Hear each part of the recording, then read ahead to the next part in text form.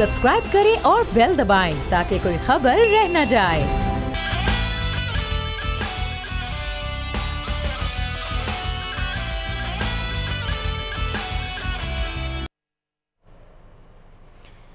अस्सलामुअलैकुम नाज़रीन, प्रोग्राम में आपको कहेंगे खुशामदीद। मैं हूँ महविश तबस्सुम और मेरे साथ मौजूद हैं बोल न्यूज़ के एडिटर इन चीफ नज़ीर लगारी साहब।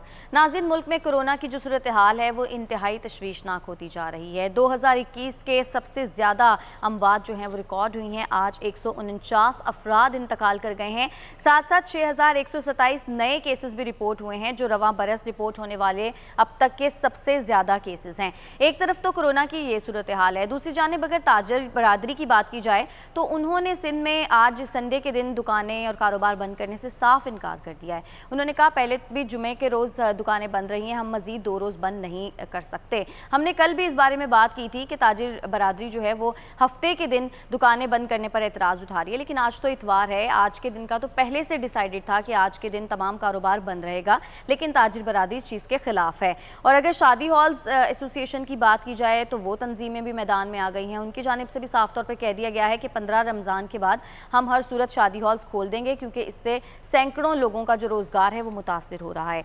लगारी साहब, हमने इस बारे में वैसे कल भी बात की थी, लेकिन कल हफ्ते के दिन उन्होंने दुकानें खोली थी, लेकिन आज इतवार के दिन भी ताजिर बरादरी ने दुकानें खोली हैं। जिस तरह से केसेस बढ़ रहे हैं, अमवात बढ़ रही हैं, आपके ख्याल में ये फैसला दुरुस्त है? मेरे ख्याल में हुकूमत का एक तो कंफ्यूजन वाला मामला था ना कि कौन से दिन जो है दुकानें पहले फ्राइडे और संडे डिसाइड। अच्छा, फ्राइडे और संडे डिसाइड करने के बाद जो है फिर सैटरडे को उन्होंने दुकानें खोल दी थी ताजिरों ने, और कहा था जी कंफ्यूजन है और जुम्मे को दुकानें हमने बंद की, अब हमारा कारोबार मुतासर हो रहा है। लेकिन देखें, अब मसला ये है कि सिंध में तो कोरोना किसी हद तक उस सूरत हाल में नहीं है जिस हालात में पंजाब में, और पंजाब में कोरोना के बहुत केसेस हो रहे हैं। लाहौर इस वक्त मुल्क में सबसे ज़्यादा मुतासिर शहर है। तो अब क्या सूरत हाल है? अब करना यह है आपको कि कोरोना से बचना है, आपने कारोबार भी करना है, कोरोना से बचना है। SOP की अगर SOPs की खिलाफ वर्जी करनी है और SOPs के पर अमल दरामद नहीं करना है तो फिर आप तो डायरेक्ट कोरोना में जो है वो फंस जाएंगे। कोरोना एक बड़ी वबा के तौर पर आया हुआ है। और दूसरी बात यह है कि कोई भी शख्स, फ़र्द, अफराद का ग्रोह, कोई ताजिर, कोई कारोबारी शख्स, कोई भी रिट ऑफ द स्टेट को, रिट ऑफ द गवर्नमेंट को चैलेंज नहीं कर सकता है। तो इसका मतलब यह है कि अगर कोई भी फ़र्द, अगर उसके मसाइल जायज़ हैं, अगर उसकी शिकवा जायज़ है, अगर बिला सबब हुकूमत ये कार्रवाइयाँ करती है तो लोगों का ये हक़ बनता है कि अपना एहतजाज करें। एहतजाज की हद तक तो लोग जो चाहें एहतजाज करें, उनका राइट है, लेकिन कानून को या सरकारी अहकामात को जो है वो इनहराफ करना उनसे और रिट को न मानना, तो ये एक बड़ी ख़तरनाक सूरत हाल की निशानदेही करती है। एक तो पहले ही आपको पता है कि मुल्क के अंदर हालात किस तरह से गड़बड़ चल रहे हैं, अब बहुत तकलीफ दे हालात हैं। अब ऊपर ताजिर भी अगर ये करते हैं मनमानी, तो इसका मतलब है रेट जो है वो हुकूमत की चैलेंज हो रही है। मेरे ख्याल में ऐसा नहीं होना चाहिए। ताजिरों को हुकूमत को तय करना चाहिए, उनके साथ मुज़ाकरात करना चाहिए, बैठना चाहिए और उन्हें उनकी मर्ज़ी से उनको सूरत हाल बता कर और उनको इस बात पर आमादा किया जाना चाहिए कि आप किस वक्त से किस वक्त तक जो है वो चाहते हैं और किन अयाम में जो है आप चाहते हैं कि कारोबार बंद रखा जाए। अच्छा, जो शादी देखें, अगर कोई चीज़ जुम्मे को या हफ्ते को या एतवार को फैल सकती है और नुकसानदेह हो सकती है, तो वो पीर को भी हो सकती है, मंगल को भी हो सकती है, जुम्मे और जुमरात को भी हो सकती है। SOPs बनाएं। मैं फिर अर्ज़ करता हूँ कि SOPs बनाएं। आप कहें कि जी 18 साल से कम उम्र कोई शख्स नहीं जाएगा बाज़ार में, मार्केट में और किसी भी जगह पर, शॉपिंग मॉल में, और इसी तरह से आप हद उस उम्र का भी तयन कर दें कि जी 70 साल 60 साल से ऊपर का कोई शख्स जो है मार्केट में नहीं जाएगा। अच्छा, दरमियान की उम्र के लोग जो हैं वो SOP की खिलाफ वर्जी पर आप उनके भारी जुर्माने लगाएं बेशक, और कहें कि जनाब अगर कोई शख्स मास्क नहीं पहना हुआ है, सैनिटाइज़र इस्तेमाल नहीं करता है, तो फिर उस पर इतना जुर्माना होगा। تو اگر اس طرح کی چیزیں کریں اور سختی سے اس پر عمل درآمد کرائیں اور اسٹیک ہولڈرز کو ساتھ بٹھائیں تو ایسی صورتحال پیدا نہیں ہوگی۔ میرے خیال میں تاجروں کی طرف سے یہ بات کہ وہ حکومت کی ریٹ کو نہ مانیں یہ غلط بات ہے، اور حکومت کی طرف سے یہ بات غلط ہے کہ اگر وہ ان کو سنے بغیر اور ان کا نقطہ نظر جانے بغیر یک طرفہ طور پر کاروبار کی بندش کا اعلان کر دیں تو ظاہر ہے ان کے پاس تو رمضان کا مہینہ آتا ہے نا، جب یہ ان کے لیے کچھ ہوتا ہے کہ یہ کمائیں گے، تو اگر وہ کمائی کا موقع نکل جاتا ہے تو ان کے لیے تو سارا سال کا ایک مسئلہ ہوگا۔ تو اب انہیں حکومت کو کرنا چاہیے کہ ان کو ایک میز پر لائے اور بیٹھے۔ اچھا، شادی ہالز ایسوسی ایشن جو ہے ان کا یہ کہنا ہے کہ جب ریسٹورانٹس کھلے ہوئے ہیں ایس او پیز کے ساتھ تو شادی ہالز کیوں بند ہیں؟ وہ بھی کھول دیں اور ایس او پیز شادیاں تو نہیں ہو رہی ہیں نا، رمضان شریف میں کہاں شادیاں ہوتی ہیں؟ وہ کہہ رہے ہیں ہم 15 رمضان سے کھول دیں گے۔ اور میں کہہ رہا ہوں کہ کھول دیں، اگر شادیاں ہو رہی ہوں نا، رمضان میں کون شادیاں کرتا ہے؟ بھئی نماز میں لوگ تراویحیں پڑھنے جاتے ہیں یا شادیوں کی تقریبات میں آتے ہیں؟ ایسا نہیں ہے۔ اور اچھا دن میں تو آپ رکھ نہیں سکتے، چائے تک تو پلا نہیں سکتے، اس لیے کہ رمضان شریف میں تو ویسے بھی آپ نہیں کرتے ہیں نا، آپ نے کھانا کھلانا ہے اور وہ کرنا ہے اپنا مغرب کے بعد ہی لوگ آئیں گے، مغرب کے بعد جو گھر سے نکلے گا 1 گھنٹے کا سفر پہنچے گا تو 8 بجے کے بعد ہی جا کر آپ کے پاس پہنچے گا، پھر آپ نے آگے تراویحیں شروع ہونی ہے 8:30 بجے 9 بجے تراویحیں شروع ہونی ہے، تو نہیں ہو سکتا ہے نا یہ سارے کا سارا۔ اب تو یہ ویسے بھی رمضان شریف میں تو ہمیشہ شادی حال بند رہتے تھے، اگر کوئی ایک بڑا منصوبہ ہے کہ جی ریٹ کو چیلنج کرنا ہے اور حکومت کو فیل کرنا ہے تو ایک دوسری بات ہے، اس طرح سے چیزیں نہیں چلتی ہیں۔ شاید چاہتے ہوں کہ عید کے بعد تو ایٹ لیسٹ کھول دیے جائیں نا۔ نہیں، اگر عید کے بعد کے حالات ہوں تو پھر تو اس پر بہت زیادہ بات ہو سکتی ہے، لیکن اگر رمضان شریف کے دوران اگر آپ شادی حال کھولنا چاہتے ہیں، بینکویٹ کھولنا چاہتے ہیں تو اس کا مطلب سمجھ میں نہیں آتا ہے کیوں؟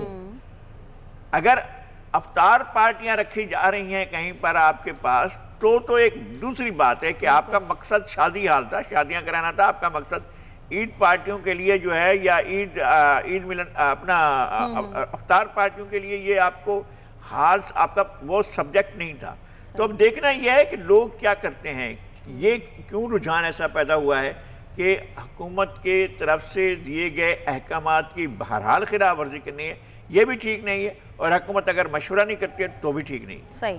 اچھا لگائی صاحب، کچھ جہانگیر ترین صاحب کے حوالے سے بات کر لیتے ہیں۔ وہ یہ کہتے ہیں کہ نیک نامی پر دھبا لگانے کی کوشش کی جا رہی ہے، ان کی بینکنگ کورٹ میں آج پیشی ہوئی کہ تینوں جو ایف آئی آرز ہیں اس میں چینی کی قیمت بڑھانے کے حوالے سے کوئی بات نہیں ہے، تو پھر میرے اوپر یہ الزام کیوں لگایا جا رہا ہے؟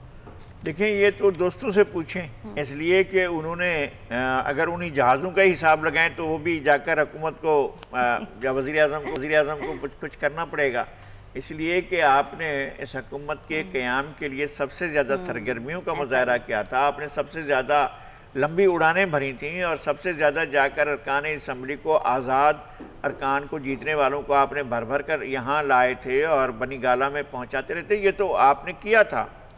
اب حکومت کی طرف سے اگر زیادتی ہو رہی ہے، اگر وہ چیز آپ کے قانون کے مطابق نہیں ہے، اگر کوئی چیز آپ کی رولز کے مطابق نہیں ہے تو پھر غلط ہے، اگر ان کو ٹارگٹ کیا جا رہا ہے تو یہ اور زیادہ غلط ہے۔ ٹارگٹ نہیں کیا جانا چاہیے، آپ کے پاس کوئی سالڈ چیز ہے تو پیش کریں جا کر، اگر 1 2 3 4 لوگوں کی خوشنودی کے لیے یا ان کی مرضی کے لیے یا ان کی طرف سے ٹارگٹ کیے جانے کے بعد اگر جہانگیر ترین کو نشانہ بنایا جا رہا ہے تو یہ غلط روش ہے۔ جہانگیر ترین صاحب جو ہیں وہ پارٹی میں کافی متحرک تھے اور بڑے امپورٹنٹ تھے، جیسے کہ ابھی آپ بات بھی کر رہے تھے، تو ابھی 30 سے زائد ارکان اسمبلی تو ہیں ان کے ساتھ، اور انہوں نے تو کہا ہے کہ اگر انصاف نہیں ملا تو کوئی فیصلہ کر لیں گے، اور ابھی 21 اپریل کو ایک اور اجلاس بلا رہے ہیں جہانگیر ترین صاحب، اور اس میں بھی ہم خیال جو اراکین ہیں ان کو مدعو کیا جائے گا۔ تو اس طرح تو پارٹی کے اندر ہی بہت سارے لوگ خان صاحب کے خلاف نہیں ہو جائیں گے جہانگیر ترین صاحب کی وجہ سے؟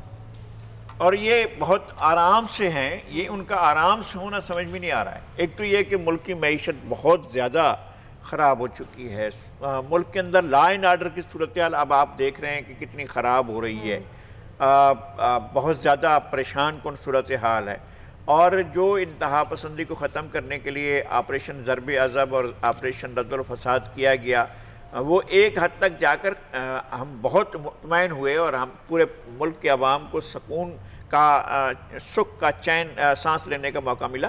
لیکن یہ کیا ہے، اب نئے سرے سے ایک نئی قسم کی انتہا پسندی جو ہے وہ آ رہی ہے، تو ایک وہ ہے، ایک مہنگائی ہے، ایک حکومت کی نااہلی ہے، ایک حکومت کی بیڈ گورننس ہے۔ بیڈ گورننس کا زیرو گورننس ہے، کچھ گورننس ہی نہیں ہے۔ اور اوپر سے وزارتوں میں تبدیلیاں ہیں، ایک کے بعد دوسرے وزیر کو تبدیل کیا جا رہا ہے، یہ سمجھ نہیں آتا حکومت چل کس طرح سے رہی ہے۔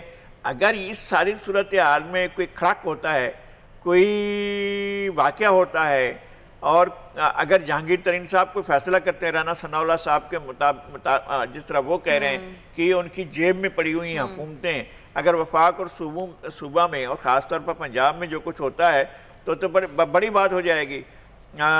دوسری بات یہ ہے کہ آپ نے دیکھا ہے خیبر پختونخوا میں وزراء جو ہیں وہ اپنے عہدوں سے الگ ہو رہے ہیں، مشیر الگ ہو رہے ہیں، تو ایک کرائسس پیدا ہو چکا ہے حکومت کا، لوگ دن گن رہے ہیں، اور لوگ خاص طور پر اس بات پر نظر رکھے ہوئے ہیں کہ بجٹ کب پیش ہوتا ہے اور بجٹ کے نتیجے میں لوگوں کو کیا ملتا ہے، شاید اس کے بعد لوگوں کو ویسے کوئی ریلیف ملنے کا کوئی امکان ہے؟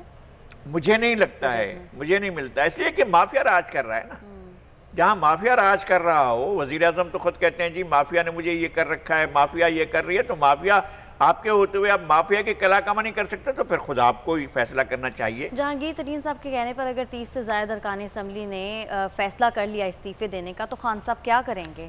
وہ یہ کیوں نہیں کرتے کہ استعفے تو میرا خیال ہے کہ مشکل ہے، استعفے نہیں دیں گے، استعفے دیں گے تو بھی کرائسس ہوگا، اور استعفے دیتے ہی جو ہے وہ پی ایم ایل این بھی استعفوں کی طرف جائے گی، مولانا بھی استعفوں کی طرف جائیں گے، اور پھر مجبوراً پیپلز پارٹی بھی استعفوں کی طرف جائے گی۔ اگر استعفے جہانگیر ترین صاحب دیتے ہیں تو وہ تو اس صورت میں ہوگا کہ جب عصر نو الیکشن کی بات کی جائے۔ میرے خیال میں بعض تو لوگ اسی طرح سے چاہتے ہیں، خاص طور پر میاں نواز شریف اور محترمہ مریم نواز کا یہی خیال ہے کہ نئے الیکشن کرائے جائیں اور یہ حکومت جو ہے یہ فیل ہو گئی ہے، اور یہ الیکشن ہی سارے کے سارے کالعدم ہو جائیں اور ان کی جگہ پر نئے انتخابات ہوں۔ یہ تو ان کا ہوگا۔ کیا نئے انتخابات کو آپ مڈ ٹرم کہیں گے؟ اب نئے انتخاب باقی مدت کے لیے ہوں گے یا پھر نئے 5 سال کے لیے ہوں گے؟ تو پھر ایک سوال کھڑا ہوگا، آئینی بحران پیدا ہو جائے گا۔ میں آپ سے عرض کرتا ہوں، اب یہ نہیں ہو سکتا ہے کہ آپ کہیں کہ نئے سرے سے اب جب الیکشن ہوں تو ان کی مدت جو ہے وہ ہمیں آج سے شروع کرنی ہے۔ تو 2018 والی اسمبلی کو اگر آپ ختم کر رہے ہیں تو آگے الیکشن 2023 میں پھر دوبارہ کرانے پڑیں گے، تو یہ ایک صورتحال ہوگی۔ بہرحال حکومت بحران میں ہے، بہرحال حکومت کو یہ سمجھنا ہے کہ اس کا بحران جو ہے وہ سنگین تر ہوتا جا رہا ہے، اور وہ اپنے دوستوں کے ساتھ جس طرح حالات خراب کر رہی ہے حکومت، اس سے بھی زیادہ معاملات خراب ہو رہے ہیں، اور عمران خان کا نیریٹو جو ہے خود ان کے لیے ایک مسئلہ بنتا جا رہا ہے۔ اور آپ یہ سمجھتے ہیں کہ خان صاحب کو چاہیے کہ وہ جہانگیر ترین صاحب کے ساتھ یہ معاملہ سیٹل ڈاؤن کر لیں؟ میں بالکل نہیں کہتا ہوں، میں سیاسی کام اس طرح سے میں کسی کو کیسے مشورہ دوں کہ آپ جا کر اس سے بات کریں، اس سے بات نہ کریں، یہ تو اپنے حالات کے مطابق انہیں فیصلہ کرنا ہے۔ اگر انہوں نے یہ طے کر لیا ہے کہ میں نے ان کو نہیں چھوڑنا ہے تو پھر وہ اسی طرف جائیں گے۔ میرا یہ خیال ہے کہ عمران خان صاحب بھی مسائل میں اتنے گھر چکے ہیں، وہ بھی کوئی ایسا منظرنامہ دیکھ رہے ہیں جن میں انہیں یہ کہنے کا موقع ملے کہ مجھے حکومت کرنے نہیں دی گئی، تو وہ ایک ایسا وقت، ایسا لمحہ، ایسا خاص پوائنٹ ڈھونڈ رہے ہیں جس کی بنیاد پر انہیں یہ کہنا کا موقع ملے کہ مجھے سیاسی طور پر جو ہے وہ ختم کرنے کی کوشش کی گئی ہے، اور پھر وہ مظلوم بن کر بھی آ سکتے ہیں پھر۔ لیکن اس صورتحال سے تمام فریق بچنا چاہتے ہیں، وہ کہتے ہیں کہ حکومت کی نااہلیت تو خود ڈوبے، اور اگر اس نے کچھ کرنا ہے تو خود اپنے لیے راستہ تلاش کرے۔ صحیح۔ اچھا لغاری صاحب، رانا ثناءاللہ صاحب نے جو سرکاری افسران کے خلاف دھمکیوں والی بات کی تھی، اس کے اوپر فواد چودھری صاحب کہہ رہے ہیں ان کے خلاف دہشت گردی کا مقدمہ درج کرائیں گے۔ رانا صاحب کو اس طرح کی دھمکیاں دینی چاہیے تھی، اور ان دھمکیوں کے اوپر کیا دہشت گردی کا مقدمہ بنتا ہے؟ ایک تو رانا ثناءاللہ کو ہی نہیں، کسی کو بھی دھمکیاں دینی نہیں چاہیے، اور دوسری بات یہ ہے کہ دھمکیوں کا آغاز تو ہم نے سنا تھا، کس کو کون بھول گیا ہے وہ وقت جب خان صاحب ٹرک پر چڑھے ہوئے تھے اور دھرنے کی جگہ پر کھڑے ہوئے تھے، اوے آئی جی یہ اس طرح کی باتیں کر رہے تھے۔ یہ تو مریم اورنگزیب صاحبہ نے ٹویٹ بھی کیا ہے۔ نہیں کیا ہوگا، میں یہ کہتا ہوں کہ یہ باتیں تو ہم نے دیکھی، ہم نے جس طرح سے انہوں نے دھمکیاں دی تھیں، اور پھر جس طرح سے عمل ہوا تھا، جس طرح سے جا کر ٹی وی پر پی ٹی وی پر اٹیک ہوا تھا، جس طرح سے پارلیمنٹ کے اندر لوگ گھس گئے تھے، اور جس طرح کے واقعات ہوئے تھے، تو یہاں پر تو ابھی رانا ثناءاللہ کی بات پر کوئی ایکشن نہیں ہوا، لیکن جناب عمران خان صاحب نے جب دھمکیاں دی تھیں تو اس وقت ایکشن بھی ہو گیا تھا، اور کیس بھی بنے تھے، جناب عمران خان صاحب پر کیس بنے تھے، تو وہ ہو گیا جب ایکشن ہو گیا۔ اگر دھمکی دی گئی ہے تو رانا ثناءاللہ خان جیسی دھمکیاں جو ہیں وہ اور بھی بہت دی گئی ہیں۔ اور وہ تو کہہ رہے ہیں فواد چودھری صاحب خود مدعی بنے، دیر کس بات کی ہے؟ مجھے کسی بات کا کوئی ڈر نہیں، میرا خیال ہے کہ پھر مقدمات کا سلسلہ شروع ہو جائے گا۔ اچھا لگائی صاحب، فواد چودھری صاحب کے خلاف توہین عدالت کی جو درخواست ہے وہ سماعت کے لیے مقرر کر لی گئی ہے۔ انہوں نے جسٹس جو قاضی فائز عیسیٰ صاحب ہیں ان کو انڈر ٹرائل جج کہا تھا، تو ان کی اہلیہ نے درخواست دی تھی۔ اس طرح سے ججز کو انڈر ٹرائل جج کہنا میرے خیال میں ہمیں جوڈیشری کا احترام کرنا چاہیے، اس لیے کہ ہمارے اداروں کا اگر بھرم، اگر ان کی عزت، اگر ان کا وقار، اگر ان کا جو احترام ہے وہ اٹھ جاتا ہے یا کسی وجہ سے کسی کی کوشش سے ایسا ہو جاتا ہے، تو میرے خیال میں یہ ایک بات ایسی ہے کہ جس کو ہمیں سمجھنا چاہیے کہ تکلیف دہ ہے۔ اور عدالت عظمیٰ کے جج صاحبان جو ہے ان کو بھی اپنے ادارے کے حفاظت کے لیے، اپنے ادارے کے تحفظ کے لیے، اپنے جو ان کا عدالت کے بارے میں مجھے خود یعنی مجھے سمجھ بھی نہیں آتا ہے کہ کیا میں عدالت کو کوئی ایڈوائز کر سکتا ہوں؟ نو، ناٹ ایٹ آل۔ اور کیا میں عدالت سے یہ کہہ سکتا ہوں کہ جناب ایسا ہونا چاہیے؟ کوئی بھی شخص نہیں کہہ سکتا کہ ایسا ہونا چاہیے، ایسا نہیں ہونا چاہیے۔ عدالت کا احترام ہر شخص پر فرض ہے، اور عدالت کا جج صدر ہر جا کے نشینت صدر است، جج جہاں پر بھی ہوگا، وہ کھڑا ہو، بیٹھا ہو، وہ سو رہا ہو، وہ جاگ رہا ہو، وہ کسی حالت میں ہو، وہ جج ہی ہوتا ہے۔ ہم یہ نہیں کہہ سکتے کہ ہم جج کا احترام نہیں کرتے، ہمیں ہر حالت میں جج کا احترام کرتا ہے۔ پھر ریاست کی ریٹ نہیں رہ جاتی نا، پھر آپ تو ریاست کو کلیپس کر رہے ہیں، ریاست کو جو ہے وہ آپ اس کے سروائیول کو آپ جو ہے ختم کرنے کی کوشش کر رہے ہیں۔ تو میرے خیال میں عدالتوں کا احترام بہر صورت واجب ہونا چاہیے۔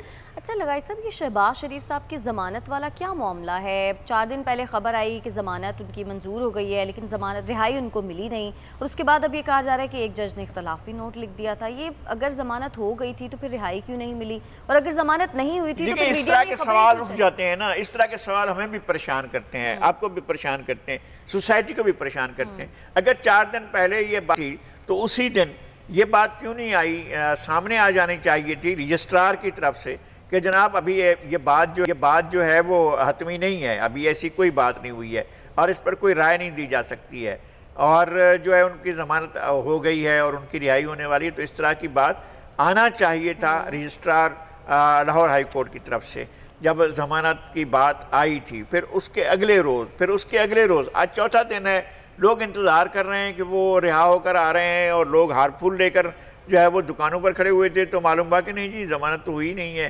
ایک جج کا اختلافی نوٹ ہے، ایک جج ایک بات کر رہے ہیں، دوسرے جج دوسری بات کر رہے ہیں۔ تو مطلب یہ کہ کیا اس کو کیا کہا جائے؟ ہم تو بے زبان ہیں، ہم تو کہہ نہیں سکیں گے، اور ہم تو عدالت کا بہر صورت احترام کرتے رہیں گے، لیکن اس طرح کے سوال لوگوں کے ذہنوں میں ہوں گے، ہم کیا کریں گے؟ ہم اس کے بارے میں کیا کہا جائے گا؟ کوئی منطق، کوئی دلیل، کوئی چیز کہ 4 دن تک جو ہے میڈیا میں چل رہا ہے، ہر جگہ پر آ رہا ہے کہ ان کی ضمانت ہو گئی ہے، لیکن پھر کیا ہوا؟ رہائی نہیں ملی، رہائی ہی نہیں ملی، بلکہ یہ کہا گیا کہ ایک جج کا اختلافی نوٹ ہے، 2 جج جو ہیں وہ ایک فیصلہ نہیں کر سکے۔ اگر یہ نہیں آ سکے تو پہلے دن رجسٹرار ہائی کورٹ، میرے خیال میں رجسٹرار ہائی کورٹ جو ہیں ان کو جواب دینا چاہیے کہ بھئی ان کے پاس حقیقی صورتحال کیا ہے۔ اور اب بھی ہمیں تو نہیں معلوم ہے کہ جج صاحبان کی طرف سے کہا گیا ہے کہ کس کی طرف سے کہا گیا ہے۔ یہ بات آ گئی ہے، اب ججمنٹ آتی ہے، کچھ لوگوں کو مل چکے ہیں، کچھ لوگوں نے نہیں دیکھی ہے، اب اس کے آنے پر ہی کوئی بات ہو سکتی ہے۔ میرے خیال میں ایک تکلیف دہ صورتحال پیدا ہوئی ہے، اور عدلیہ کے بارے میں لوگوں کو ہم جتنا بھی کہیں کہ یار اس عدلیہ کے احترام کو ملحوظ خاطر رکھنا چاہیے، لیکن لوگ سوال تو کریں گے یار یہ کیا ہو گیا کہ 4 دن تک جو ہے ضمانت کی بات ہوتی رہی اور اب جو ہے خاموشی چھا گئی ہے۔ صحیح کہہ رہے ہیں۔ اچھا، امیر جماعت اسلامی سراج الحق نے پی ڈی ایم پر طنز کے تیر چلا دیے ہیں، وہ کہتے ہیں کبھی یہ بہن بھائی بن جاتے ہیں، کبھی یہ لڑ پڑتے ہیں۔ ویسے آپ کو کیا لگتا ہے پی ڈی ایم کا اب مستقبل کیا ہے؟ میرا اب بھی یہ خیال ہے کہ پی ڈی ایم کا تحریک کا اسکوپ موجود ہے، اور اس حد تک موجود ہے کہ وہ ایک بہتر پلاننگ کر کے بہتر طریقے سے آگے آ سکتے ہیں، اور بعض فریق اس میں یہ چاہتے ہیں کہ جناب حکومت جانے کے بعد حتمی فائدہ ہمیں ہی ہو، بعض فریق یہ چاہتے ہیں۔ ابھی تو طے نہیں ہوا ہے نا کہ حکومت ختم ہو رہی ہے، ابھی تو یہ سوال ہے، ایک مفروضہ ہے کہ جہانگیر ترین کے آنے سے حالات بدل گئے ہیں، یہ بھی ایک مفروضہ ہی ہے۔ شیخ رشید صاحب فرما رہے تھے کہ جناب ایسی صورتحال نہیں ہے، وہ تو ہمارے ساتھ ہی رہیں گے، تو اس کے بعد کیا ہوگا؟ ان کو اپنے کارڈز جو ہیں وہ زمین پر نہیں پھینکنے چاہیے تھے، پھینک چکے، میں پھر یہ کہتا ہاں پھینک چکے ہیں، اس کے بعد اٹھا لینے چاہیے اگر ضرورت ہے تو۔ دیکھیں نا آپ نے جناب شاہد خاقان عباسی صاحب نے باقاعدہ معذرت کر لی ہے اور یہ کہہ کر معذرت کی ہے کہ جناب میرا مطلب یہ نہیں تھا۔ بھائی مطلب ہوتا ہے، شوکاز ہوتا ہے، اس میں کس کو آپ، انگریزی کا لفظ ہے لیکن اردو میں تو عام استعمال ہوتا ہے، سب کو پتا ہے کہ شوکاز کا کیا مطلب ہے، سب کو معلوم ہے کہ شوکاز کیا ہوتا ہے، ایکسپلینیشن لیٹر کیا ہوتا ہے، دوبارہ ایکسپلینیشن لیٹر دینا کیا ہوتا ہے، پھر اس کے بعد فائنل شوکاز دینا ہوتا ہے، شوکاز کے بعد تو پھر آپ ٹرمینیشن کی طرف جاتے ہیں۔ تو آپ جو ہے جا رہے تھے دونوں پارٹیوں کو فارغ کرنے کے لیے شوکاز دے کر، تو میرے خیال میں یہ ایک غلط بات تھی، اور اس سے پہلے آپ کو چیزوں کو باہم میز پر بیٹھ کر کرنا چاہیے تھا اور پبلک میں نہیں جانا چاہیے تھا۔ بالکل ایسا ہے۔ دبئی میں وزیر خارجہ شاہ محمود قریشی نیوز کانفرنس کر رہے تھے۔ ناظرین پروگرام میں یہاں پر وقت ہوا ہے ایک بریک کا، بریک کے بعد جب ہم واپس آئیں گے تو پھر مزید بات کریں گے، ساتھ رہیے گا۔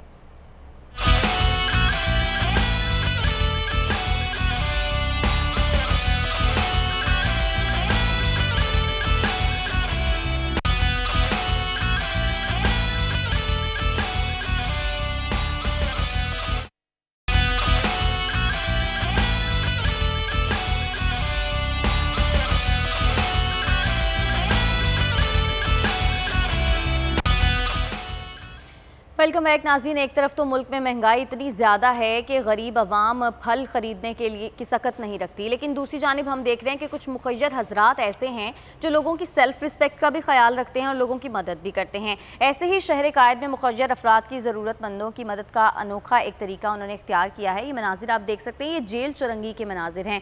4 دوستوں نے 10 روپے کلو پھل کی فروخت کا سٹال سجا لیا ہے، اور یہ جو فروٹ ہے یہ 5 بجے کے بعد ملنا شروع ہوتا ہے۔ اس سے ہوتا یہ ہے کہ لوگوں کی سیلف رسپیکٹ بھی مجروح نہیں ہوتی، ان کو یہ لگتا ہے کہ وہ 10 روپے میں خرید رہے ہیں اور فروٹ بھی ان کو مل جاتا ہے۔ لغاری صاحب یہ کتنا اچھا طریقہ نکالا ہے کہ آپ کسی کی عزت نفس کو مجروح بھی نہیں کر رہے اور اس کی مدد بھی کر رہے ہیں۔ دیکھیں یہ سوسائٹی کا کرائسس ظاہر کرتا ہے، اس سے یہ ظاہر ہوتا ہے کہ سوسائٹی کتنے بڑے بحران سے گزر رہی ہے، جہاں لوگوں کو سستی قیمت کی اشیاء کے لیے جو ہے سٹال لگانے پڑیں۔ یہ تو لوگوں کے دل میں ہمدردی ہے، ایک ٹھیلا لگا لیا ہے۔ کراچی کی آبادی 2 کروڑ سے زیادہ ہے، 2.5 کروڑ کے قریب آبادی ہے۔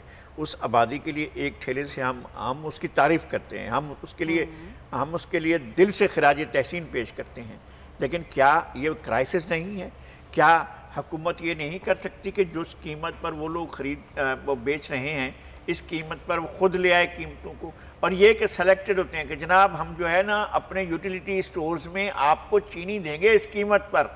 لوگ بیچارے لائن میں جا کر لگتے ہیں سینکڑوں کی تعداد میں اور کہتے ہیں کہ ایک خاندان کے لیے 1 کلو ملے گا، لائیے انگوٹھے پر نشان لگائیے، اپنا ووٹ کاسٹ کیجئے اور اس کے بعد ہم آپ کو پرچی دیں گے۔ پرچی میں یہ ساتھ میں یہ بھی لکھا ہوا ہے کہ اس میں سے 2000 کی چیزیں اور بھی خریدیے، وہ بھی ہمارے بھاؤ پر ہمارے نرخ پر خریدیے۔ ان کے نرخ یہاں تو کم ہو گئے اور اس نرخ کو انہوں نے کہیں اور جا کر ڈال دیا ہے، اس کے بعد جو ہے وہ لوگ اپنی چیزیں خرید کر آئیں گے۔ چینی جو ہے وہ تو انہیں 88 روپے میں مل جائے گی، باقی چیزیں کس بھاؤ میں ملتی ہیں اس کا پتہ نہیں ہے۔ یہ حکومت کا فیلور ہے کہ وہ قیمتوں پر کنٹرول نہیں کر سکی ہے۔ یہ حکومت نے قیمتوں کو ایک عذاب بنا کر اس ملک کے عوام پر مسلط کیا ہے۔ غریب آدمی جو ہے وہ کوئی چیز خرید کر نہیں لے سکتا ہے۔ دواؤں کا ایک تصور ہے، یار 400 گنا بڑھی تھی اگر دواؤں کی قیمتیں، تو آپ نے اس وزیر کے خلاف کارروائی کیا کی؟ اچھا جی کارروائی نہیں کر سکتے تھے آپ، چونکہ آپ کے پاس ارکان کا بحران ہے، تو آپ نے قیمتیں کیوں واپس نہیں کی تھی؟ اصل جگہ پر قیمتیں واپس لاتے۔ جو چیز 1000 روپے میں جتنی دوائیں 1 مہینے کے لیے آتی تھیں، وہ دوائیں اب 3000 4000 میں مل رہی ہیں۔ تو کیا کریں گے لوگوں کے پاس ہے کیا؟ لوگوں کے پاس آپ نے مواقع پیدا نہیں کیے ہیں جابز کے، بے روزگاری بڑھی ہے اور آپ کے ہاں پیداوار نہیں بڑھی ہے، آپ کے ہاں کوئی ایسا کام نہیں ہوا جس سے آپ کریں کہ آپ جو ہے وہ آپ لوگوں کی زندگی کے اندر خوشحالی لا رہے ہیں۔ آپ ریئل اسٹیٹ کے کاروبار کی طرف گئے ہیں، اس سے ابھی تک کچھ لوگوں کو برآمد نہیں ہوا، اس سے لوگوں کو کچھ مل نہیں سکا ہے۔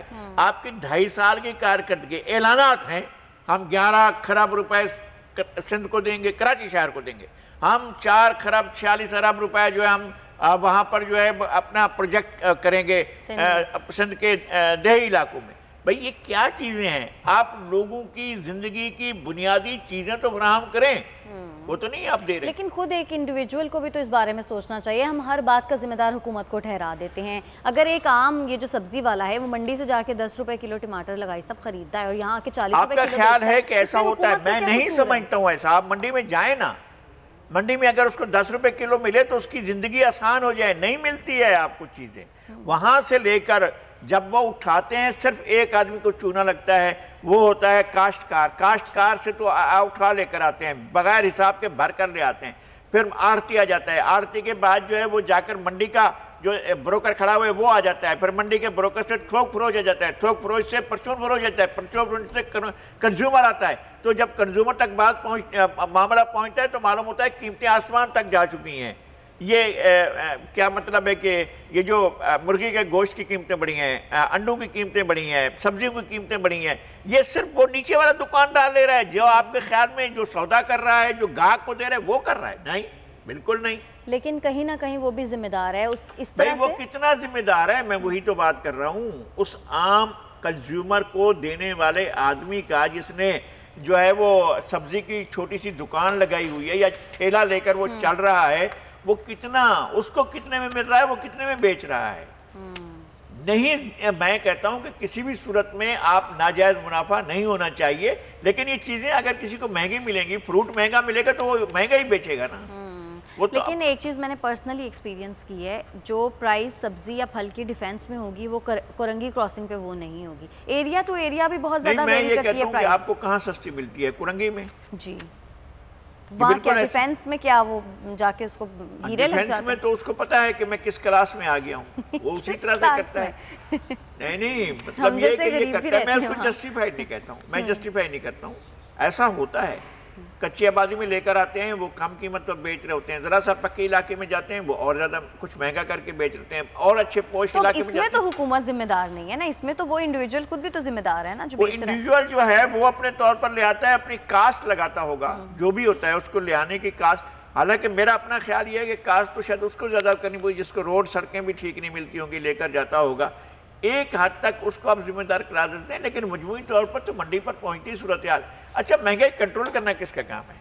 وہ تو ظاہر ہے حکومت کا کام. جب حکومت کا کام ہے تو اس کی ذمہ داری آپ مجھے کیوں دے رہی ہیں؟ نہیں, میں آپ کو نہیں دے رہی. نہیں, آپ تو مجھ سے یہ کہہ رہی ہیں کہ جناب وہ قیمتیں جو ہیں وہ جو میرے جو چچا, میرے جو ماموں, میرے جو خالو جو ہے ریڑھیاں لگا کر بیٹھے ہیں, وہ کیوں نہیں چیزیں سستی کرتے ہیں؟ ایسا تو نہیں ہے. میرا کہنے کا مطلب صرف یہ ہے کہ ہم ہر چیز کا ذمہ دار حکومت کی ذمہ داری ہے. حکومت کی ذمہ داری ہے. جب حکومتیں چاہتی ہیں تو ایسا ہی ہوتا ہے. دنیا میں کہیں بھی جا کر دیکھیں, یہ حکومتوں پر ڈیپینڈ کرتا ہے. جب انارکی ہوگی, جب جو ہے وہ طوائف الملوکی ہوگی, جب آپ کے ہاں قانون کی ریٹ نہیں ہوگی, جب قانون کو مانا نہیں جائے گا, جب بڑے بھی قانون کو نہیں مانیں گے, چھوٹے بھی قانون کو نہیں مانیں گے, تو پھر کیا ہوگا؟ پھر یہی ہوگا جو ہو رہا ہے. چیزیں من مانے طریقے سے بڑھائی جائیں گی اور لوگ بڑھاتے ہیں. حکومت کو یہ حق ہے کہ 1 روپے کی گولی جو ہے وہ 5 روپے کی دے, 1 روپے کی جو پڑیا ہے وہ دوائی کی وہ 5 روپے کی دے. پھر وہ سمجھے گا یہ بھی میرا حق ہے کہ میں جو ہے 1 روپے کا آلو جو ہے وہ 5 روپے کا بیچوں. کیوں نہیں کرے گا وہ؟ بھئی حکومت خود تو چیزوں کو کنٹرول کرے نا. صحیح, ٹھیک ہے. اچھا لگائی صاحب, ہمارے پاس جو اگلی خبر ہے وہ یہ کہ امریکہ کی براؤن اور بوسٹن یونیورسٹی کی مشترکہ ایک تحقیقاتی رپورٹ سامنے آیا گیا ہے کہ افغانستان کی 20 سالہ جو جنگ ہے اس میں 2,41,000 جانیں گئی ہیں. یہ تو 20 سالہ جنگ ہے جو شروع ہوئی 2001 میں, اور 2001 میں اکتوبر میں جو ہے وہ آئے اور انہوں نے دسمبر میں جو ہے وہ حکومت ختم کر دی. طالبان حکومت ختم ہو گئی. اس کے بعد آپ لے اپنی منمانی حکومت, اور اس کے 2 صدر ہیں اب تک ان 20 سال کے عرصے میں, ایک حامد کرزئی, ایک اشرف غنی. تو اس دوران میں اب جو افراد کی اموات ہیں, 10 لاکھ FIR درج کرائی جائے حامد کرزئی کے خلاف, اور باقی 10 لاکھ جو FIR ہیں وہ درج کرائی, 1 لاکھ FIR درج کرائی جائیں حامد کرزئی کے خلاف, 1 لاکھ جو ہے اشرف غنی کے خلاف درج کرائی جائیں, اس لیے کہ 2 لاکھ آدمی مر گئے ہیں. تو 2 لاکھ افراد کی موت جو ہے وہ حادثہ ہی نہیں لگے گی لوگوں کو. میں کہتا ہوں ایک آدمی کی موت, اچھا اس سے پہلے نہیں ہوئے کیا؟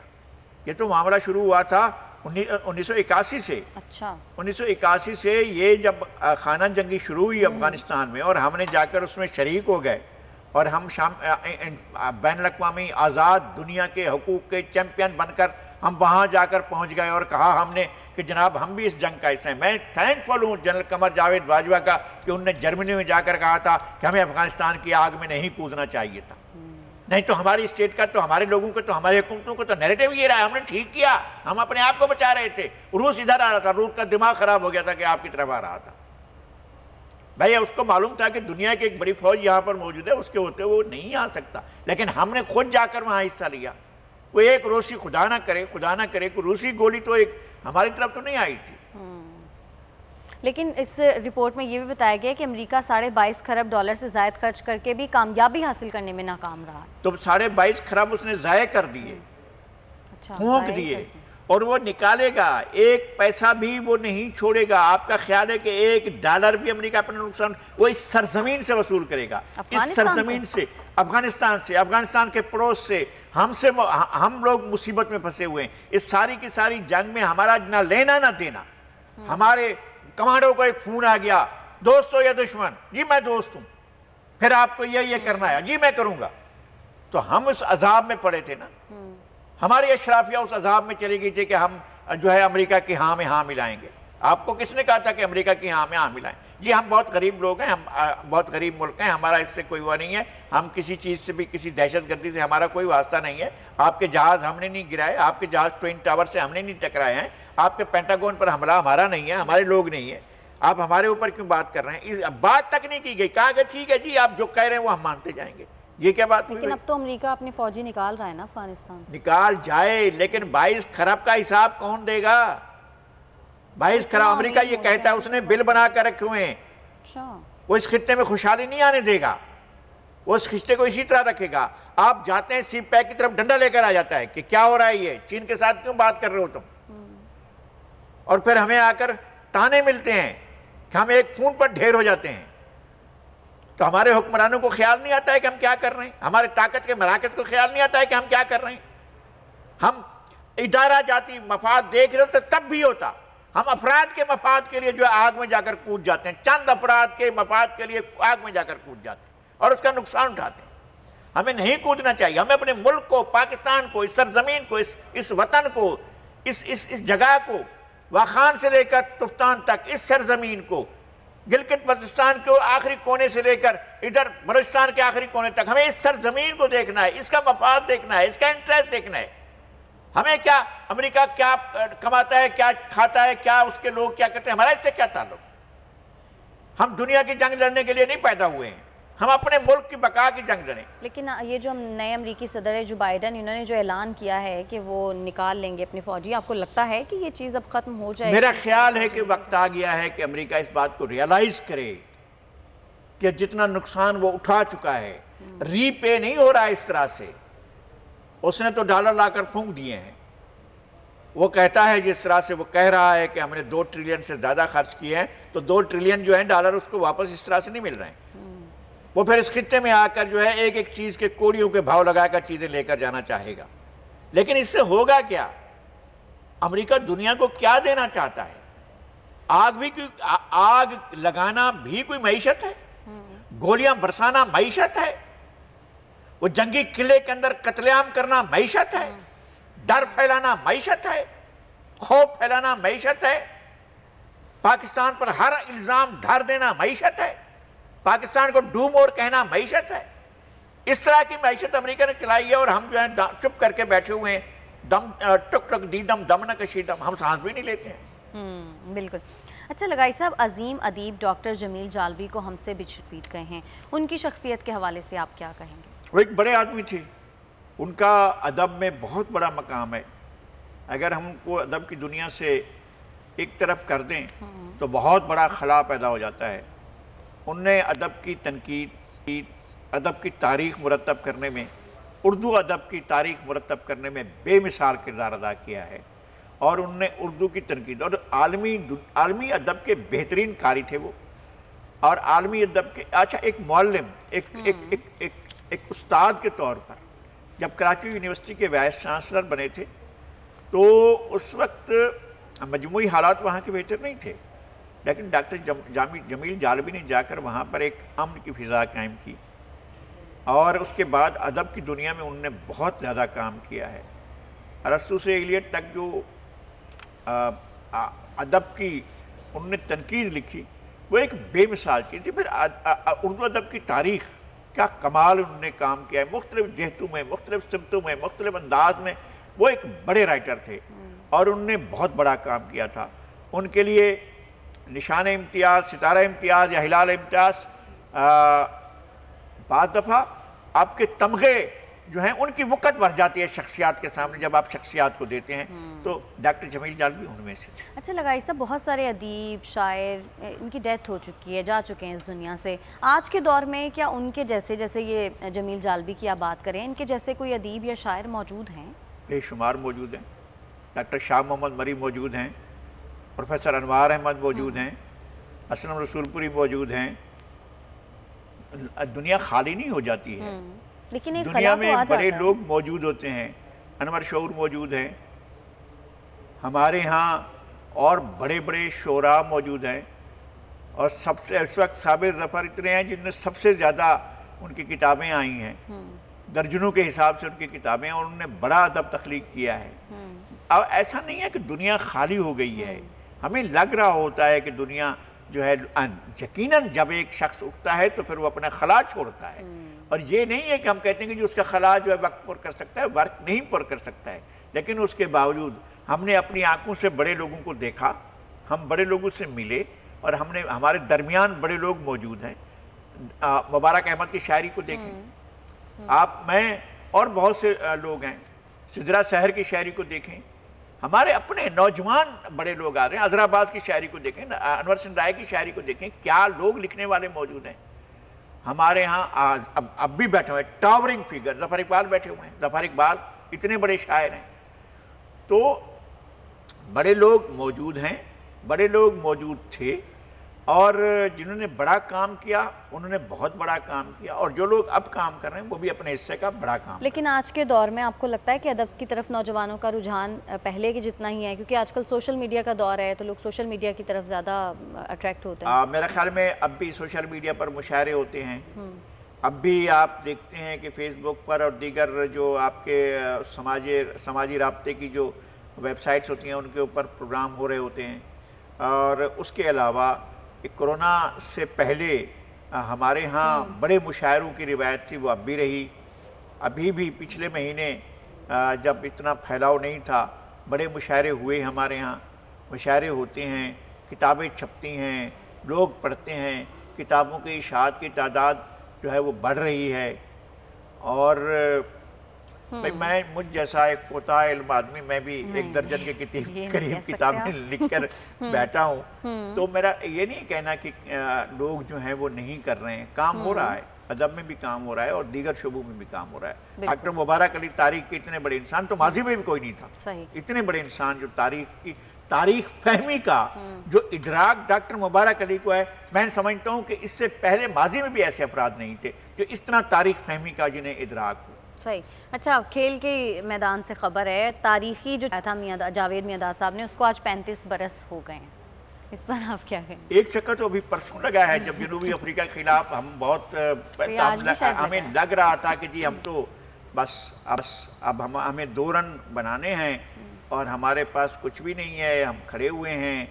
اور جاوید میاں صاحب تو اس کے بعد ہیرو بن گئے، اور جاوید میاں پر تو گانے بنے تھے، جاوید کے چھکے کو تو 100 لاکھ ملیں گے، اور توصیف بیچارے کو درہم 8 ملیں گے۔ توصیف احمد کا نام بھی بہت لیا جاتا ہے، اگر وہ نہ آؤٹ ہوتے تو وہ کیسے چھکا بناتے، یہ بھی کہا جا رہا ہے، یہ بھی کہا جاتا ہے نا ان کے بارے میں۔ بہرحال وہ میچ ایسا تھا جسے ہم دیکھ رہے تھے، جسے ہم نے دیکھا تھا، آپ نے خود دیکھا تھا؟ ہاں، ہم نے خود دیکھا تھا، اسکرین پر دیکھا تھا کہ جس طرح سے کرائسس سے 4 رن درکار تھے، ہاں سارے لوگ دعائیں کر رہے، اللہ کرے یہ چوکا مار دیں، 4 رن باقی تھے، اس نے چھکا مار دیا، اور چھکے نے جو ہے وہ دبئی کے گراؤنڈ کو نہیں بلکہ دنیا بھر کی جگہ پر لوگوں کو چونکا کے رکھ دیا تھا۔ ایک بہت بڑا وہ ایک ہماری عوام کا کرکٹ میں بڑا انٹرسٹ ہے، تو اس طرح کے جتنے بھی مومنٹس ہوتے ہیں وہ بڑا یاد رکھے جاتے ہیں، جیسے جاوید میاں صاحب کا چھکا ہمیشہ میں یاد رہتے ہیں، جب عمران خان صاحب ٹرافی ہاتھ میں لے کر اور ورلڈ کپ کی اور بہت کچھ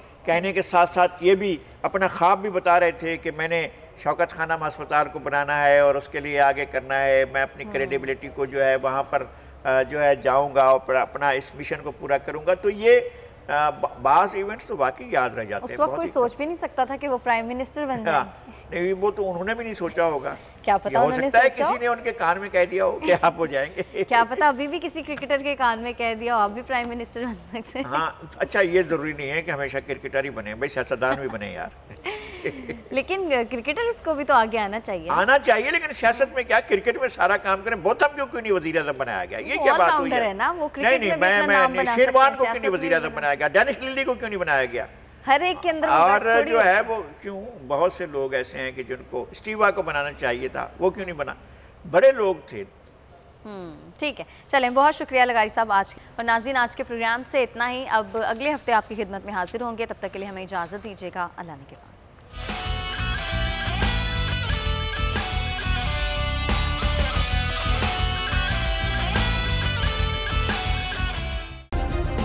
सब्सक्राइब करें और बेल दबाएं ताकि कोई खबर रह न जाए।